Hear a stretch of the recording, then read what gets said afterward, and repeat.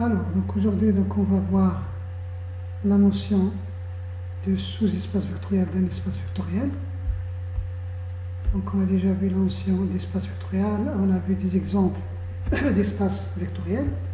Maintenant, si on prend une partie f de E, avec E, un espace vectoriel, E, espace vectoriel, sur K.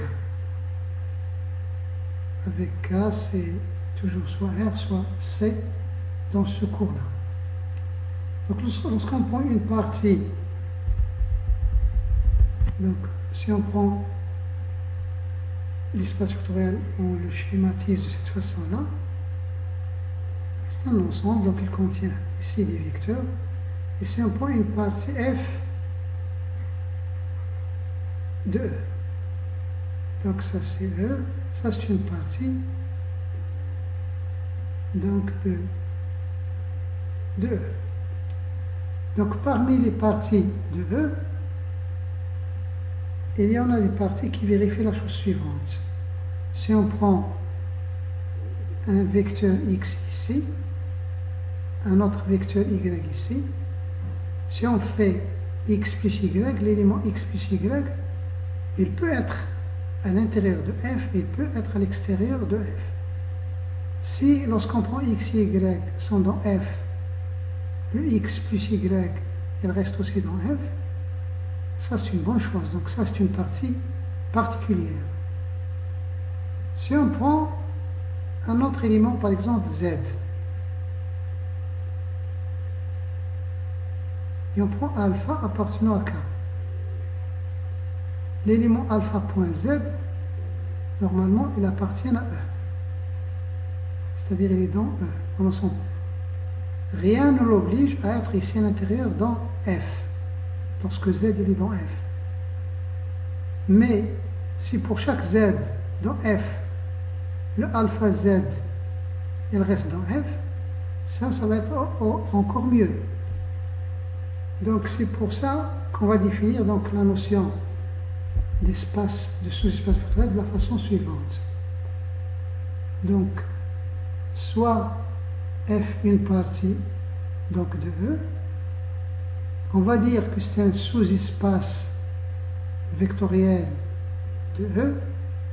On va voir pourquoi cette appellation sous-espace vectoriel.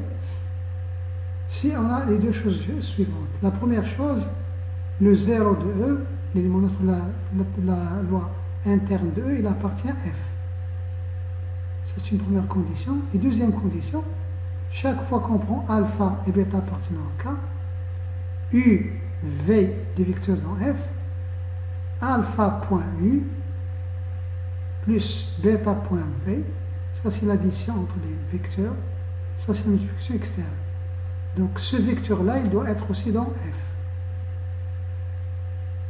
Donc ça, c'est la définition d'un sous-espace vectoriel. Donc on revient au dessin qu'on a vu avant. Donc si on prend donc F, une partie donc de E,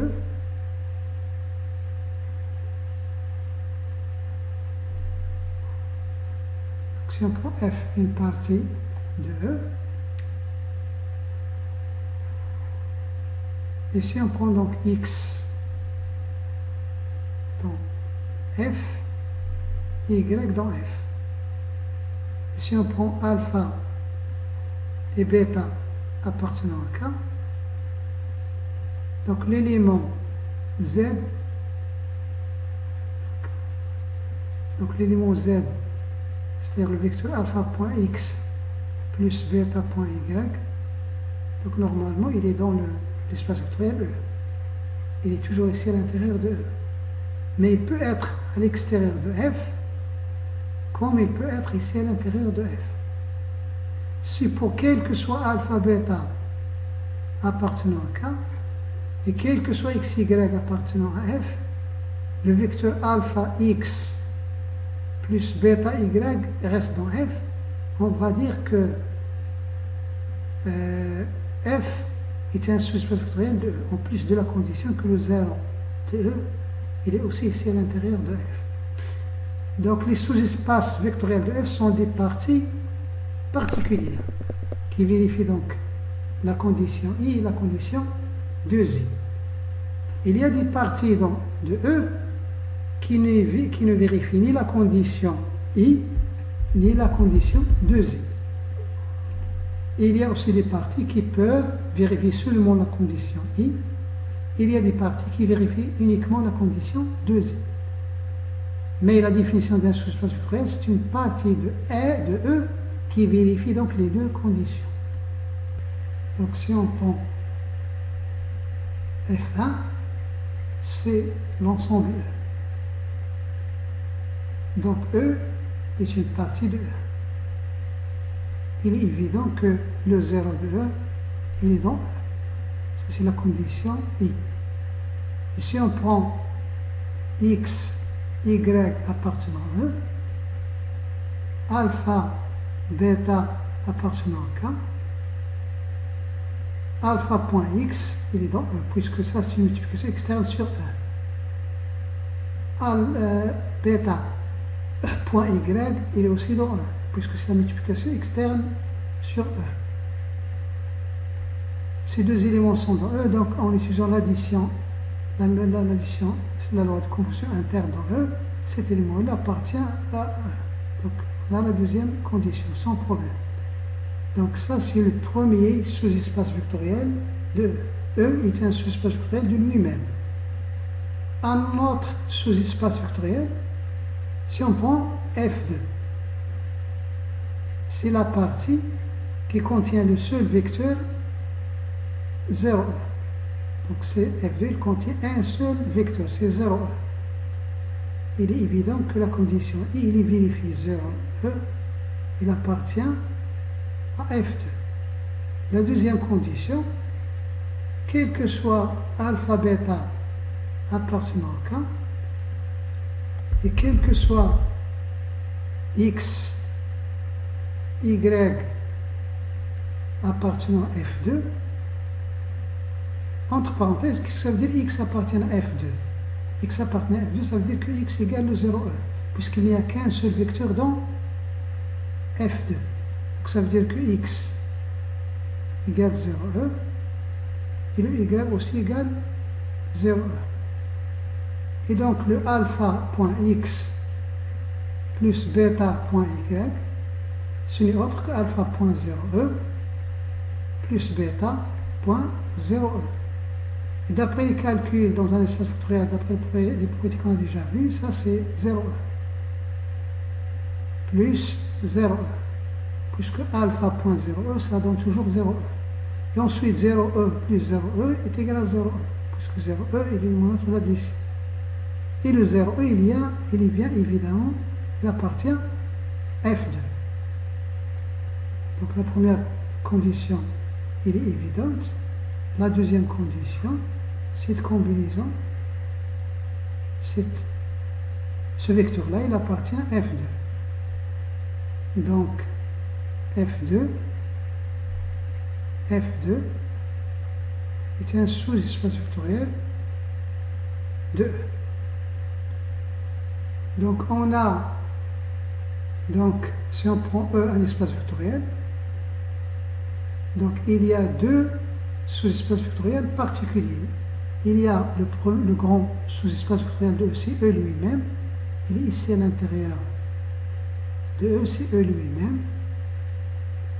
Il y a le plus petit sous-espace vectoriel qui est contenu dans E, c'est la partie qui ne contient que le 0E.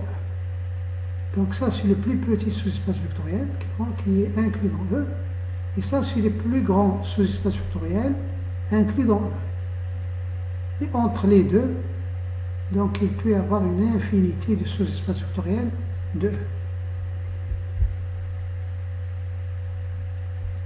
Donc on va voir donc quelques exemples de sous-espaces vectoriels. Donc premier exemple, Rn. On a vu que Rn minus l'addition entre n uplé, la multiplication externe d'un n uplé par un réel est un espace vectoriel. Rn est un sous-espace vectoriel de lui-même. Ça c'est évident puisque E est toujours un sous-espace vectoriel de E. Deuxième exemple, si on prend un n qui appartient à n étoile, c'est-à-dire n égale 1, 2, au 3, donc un entier positif, k indice n de x, c'est l'ensemble des polynômes p qui appartiennent donc à k de x, tel que le degré de p ne dépasse pas n. Donc ça, c'est une partie de l'ensemble des polynômes, c'est une partie de k de x. Donc cette partie-là est un sous-espace vectoriel de k de x.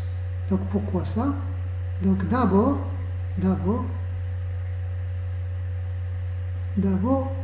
on a déjà vu que k de x, l'ensemble des polynômes, il est muni de l'addition entre les polynômes, il est multiplication externe d'un polynôme par un élément de k.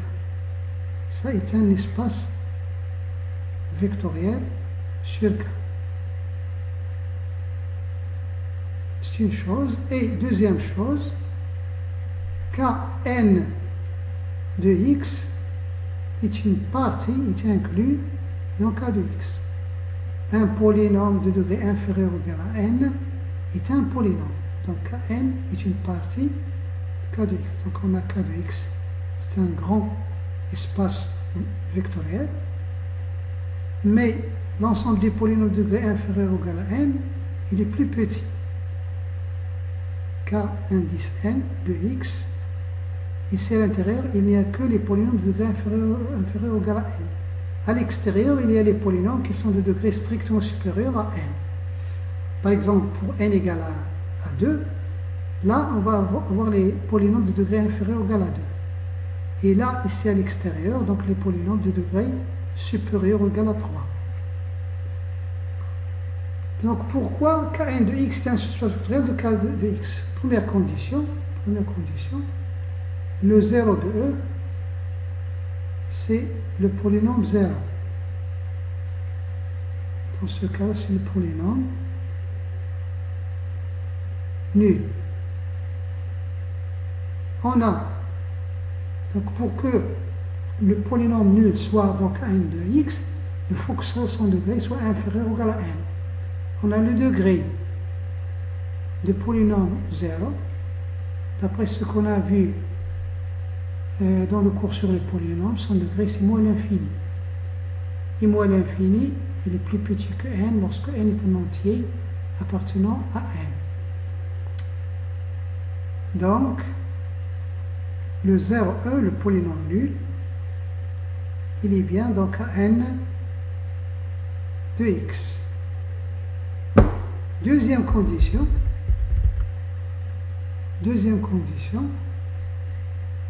donc, quel que soit alpha, bêta, des scalaires dans K, quel que soit P, Q, des éléments de Kn de x, entre parenthèses, le degré de P est inférieur ou égal à n, le degré de Q, il est inférieur ou égal à n. Donc alpha point P plus bêta point Q, ça est un polynôme.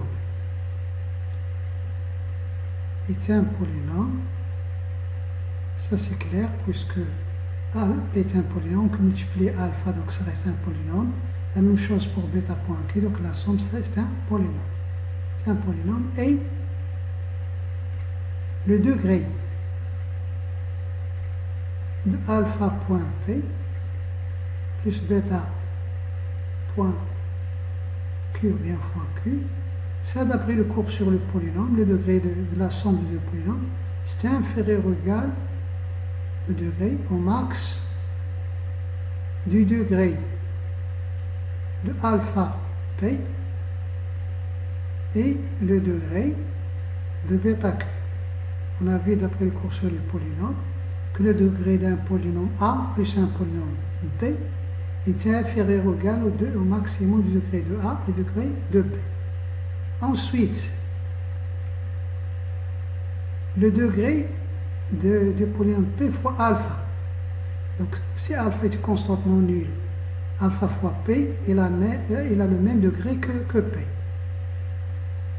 Si alpha est égal à 0, le degré de 0 fois P, c'est le degré du polynôme 0, c'est moins l'infini. Donc, dans tous les cas, le degré de alpha P, il est inférieur ou égal au degré de P. Si alpha est différent de 0, le degré de alpha P égale le degré de P. Si alpha égale 0, le degré de alpha P égale le degré de 0, c'est moins l'infini, c'est inférieur ou égal au degré de P. Donc ça, c'est inférieur ou égal au max du degré de P et du degré de Q. Et puisque le degré de P est inférieur ou égal à n, le degré de Q inférieur ou égal à n, donc le maximum ici est inférieur ou égal à n. Puisque ici, ça c'est inférieur ou égal à n, ça c'est inférieur ou égal à n. Donc on vient de voir que le degré de ce polynôme il est inférieur ou égal à n. C'est-à-dire que ce polynôme-là, donc d'où le polynôme alpha point P plus bêta point Q, ce polynôme-là, il appartient bien à K indice n de x. Et donc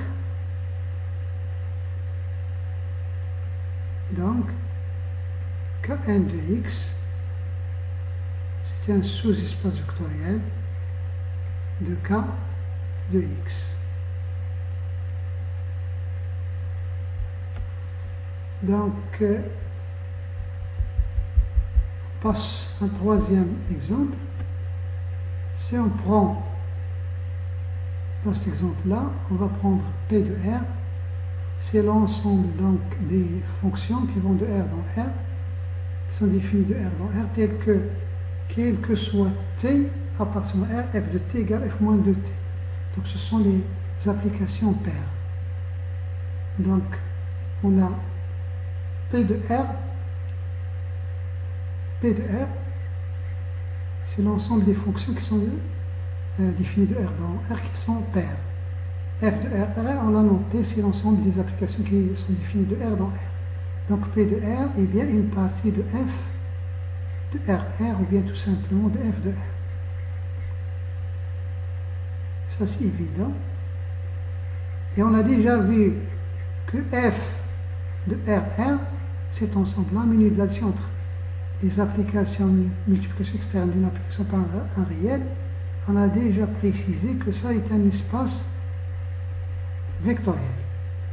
Donc on a l'ensemble de toutes les applications définies de R dans R,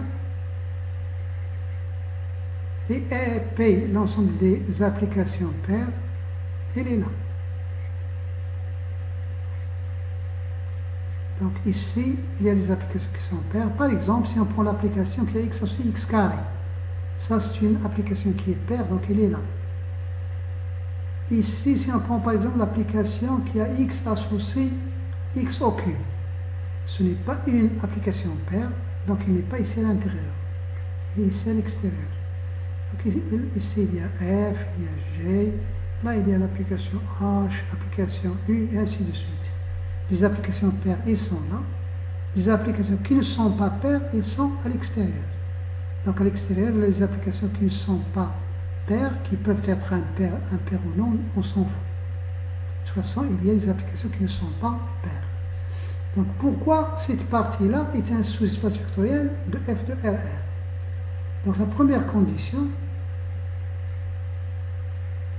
l'application nulle, qui est le 0 de cet ensemble-là, l'application nulle, donc c'est le 0 de E, c'est cet ensemble-là.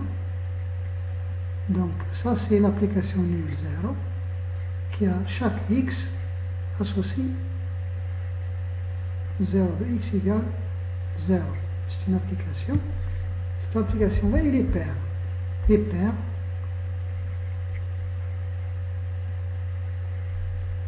car quel que soit x appartenant à R, si on fait le 0 de moins x, c'est égal à 0. C'est la même chose que le 0 de x. On applique l'application 0 à x ou bien à moins x, ça donne toujours 0. Donc, le 0e, c'est-à-dire l'application 0, il appartient à ce qu'on a noté P de R. La condition deuxième. Donc, quel que soit alpha, bêta appartenant à R, là, on travaille sur un espace vectoriel qui est un espace vectoriel sur R. Donc, on prend alpha et bêta appartenant à R.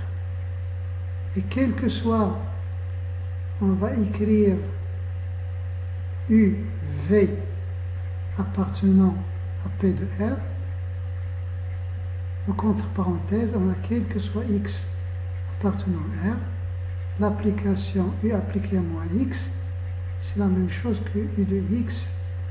V de moins X, c'est la même chose que V de X, puisque ce sont des applications paires. Maintenant, on va prendre l'application alpha.U plus bêta.V. On peut l'appeler H ou bien W, l'utiliser après. Bien, tout de suite, cette application-là, on l'applique à moins X. Par définition de l'addition des applications, c'est l'application alpha.U appliquée à moins X plus l'application bêta.V appliquée à moins X. Et d'après la définition de la multiplication externe d'une application par un réel, c'est alpha fois U de moins X plus bêta fois V de moins X qui est un réel. On continue, donc ça va faire alpha fois U de moins X, la même chose que U de X. Plus, la même chose ici, c'est bêta fois V de X. Ceci, quel que soit X appartenant à R. Quel que soit X appartenant à R. Et ça, c'est égal. On revient à la définition de la multiplication d'une application par un réel. Ça va faire, c'est l'application f.u appliquée à x plus bêta.v appliquée à x. Et on revient à l'addition, la définition de l'addition des applications. C'est alpha.u plus bêta.v, le tout appliqué à x.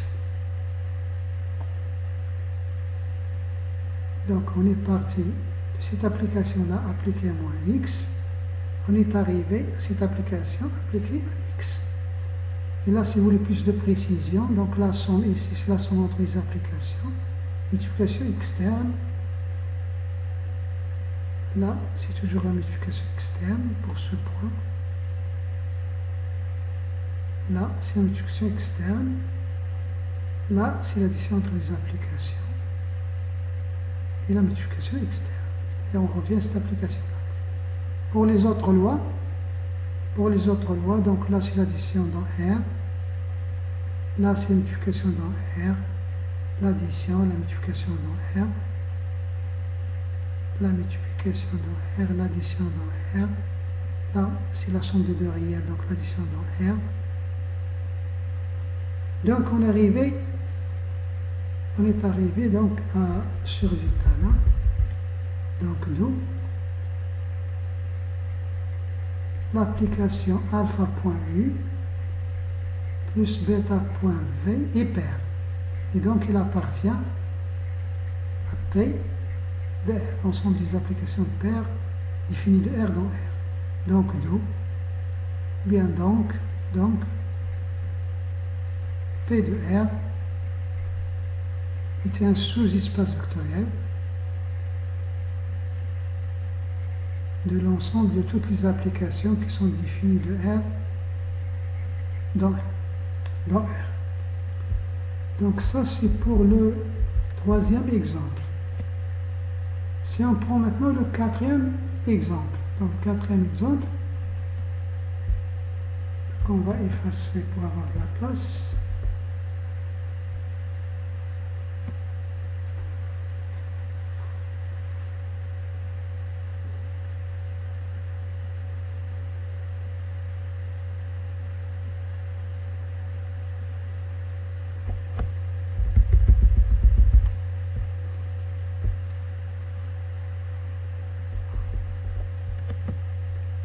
Le quatrième exemple. Donc l'ensemble des forces ayant la même direction est un sous-espace vectoriel, l'espace vectoriel des forces appliquées dans un plan. Donc si on prend un plan donné, on prend par exemple un point M, et donc les applications, l'ensemble des forces ayant la même direction est un sous-espace vectoriel. Si on prend les forces qui sont appliquées à M, qui ont la même direction. Donc, suivant cette droite.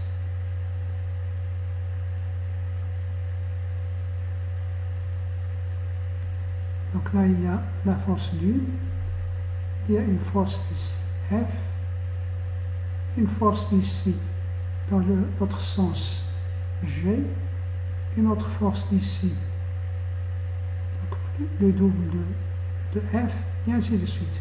Donc les forces qui ont la même direction. C'est un sous-espace vectoriel. Donc on a la force nulle,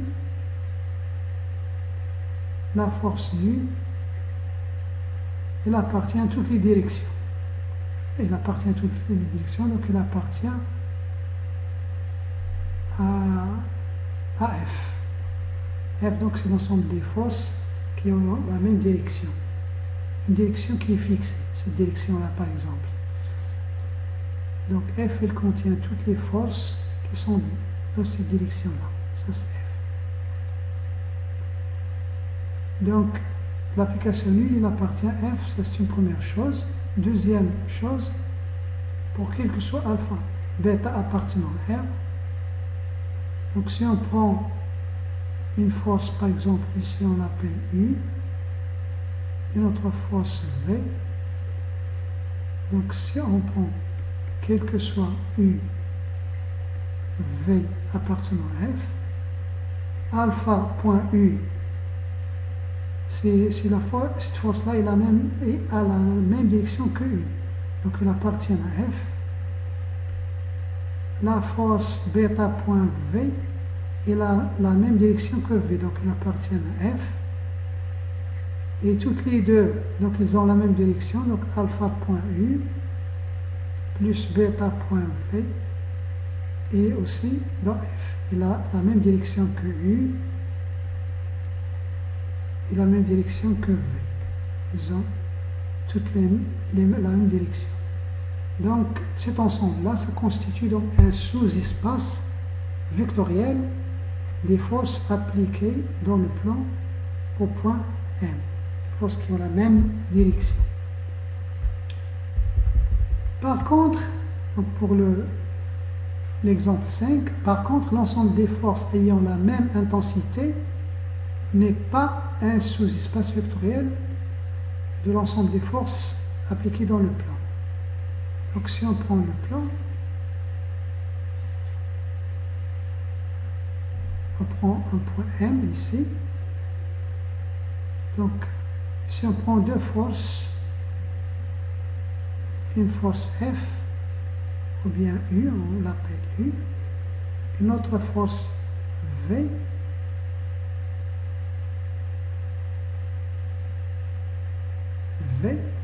qui ont la même intensité, c'est-à-dire la norme de U, l'intensité de U, égale l'intensité de V. Si on prend alpha égale 1 égale bêta, c'est-à-dire 1 point U plus 1 point V. Donc ça va faire U plus V. Donc la force U plus V. La force U plus V, c'est la résultante. il est là.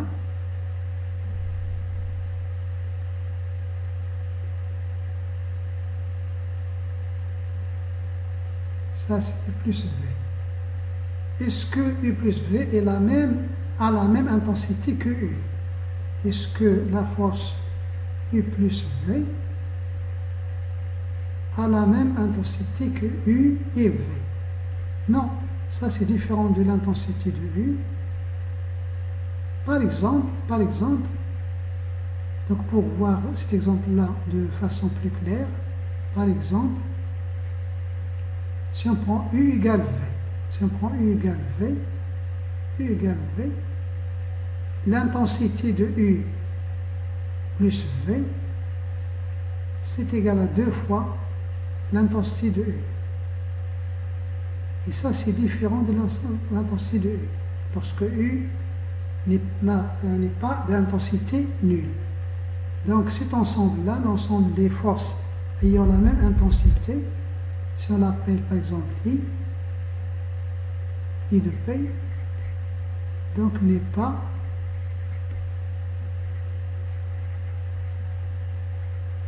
un sous-espace vectoriel des forces appliquées dans P. Donc les forces qui ont la même intensité, on peut les représenter dans ce cercle-là, qui ont la même intensité. Mais si on fait la somme de forces qui ont la même intensité, donc on trouve une force qui n'a pas l'intensité initiale.